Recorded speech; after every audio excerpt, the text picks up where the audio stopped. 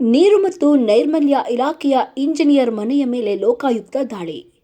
ಗೌರಿಬಿದನೂರು ತಾಲೂಕಿನ ಗ್ರಾಮೀಣ ಕುಡಿಯುವ ನೀರು ಮತ್ತು ನೈರ್ಮಲ್ಯ ಇಲಾಖೆಯಲ್ಲಿ ಕೆಲಸ ಮಾಡುತ್ತಿದ್ದ ಅಂಜನಾಮೂರ್ತಿ ಇಂಜಿನಿಯರ್ ಯಲಂಕದ ಮನೆಯ ಮೇಲೆ ಬೆಳ್ಳಂಬೆಳಗ್ಗೆ ಲೋಕಾಯುಕ್ತ ಪೊಲೀಸ್ ಅಧಿಕಾರಿಗಳು ದಾಳಿ ನಡೆಸಿ ಸಂಬಂಧಿಕರ ಮನೆ ಮೇಲೆ ಮತ್ತು ಕಚೇರಿಯ ಮೇಲೆ ದಾಳಿ ನಡೆಸಲಾಗಿದೆ.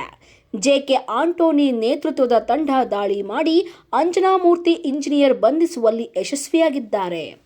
ವರದಿಗಾರರು Avinash, Gauribidanur, news B alert Kannada.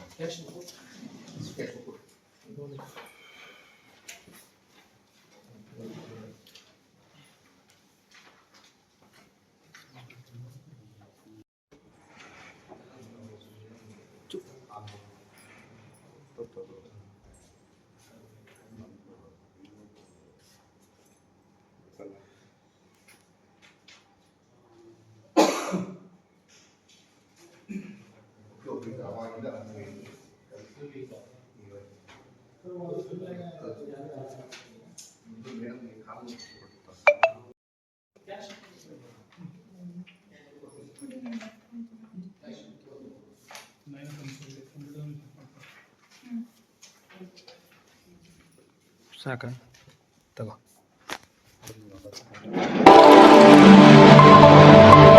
ಸದಾ ವೀಕ್ಷಿಸುತ್ತೀರಿ ನಿಮ್ಮ ನ್ಯೂಸ್ ಬಿ ಅಲರ್ಟ್ ವಾಹಿನಿ. ಇದು ಜನಪರ ಧ್ವನಿ.